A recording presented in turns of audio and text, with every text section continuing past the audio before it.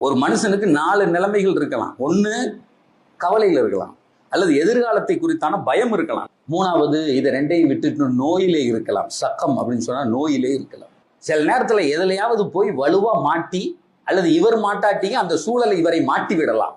சித்தத்தும் இப்படி ஏற்பட்டால் நாயகம் ஸல்லல்லாஹு அலைஹி வஸல்லம் சொல்றாங்க, ஃபல் யகுல், அவர் சொல்லட்டும், அல்லாஹ் அல்லாஹ் ரப்பி லா ஷரீக லா, அல்லாஹ் அல்லாஹ் என் இறைவன் இறைவன் மட்டும்தான், லா ஷரீக லா அவனுக்கு இணை இல்லை என்று சொல்லட்டும்.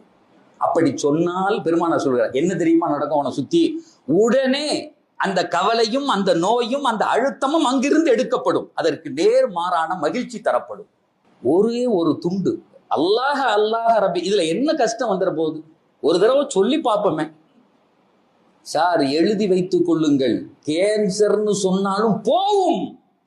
1400 ஆண்டுகளுக்கு முன்னால் எம்பெருமானார் சொன்ன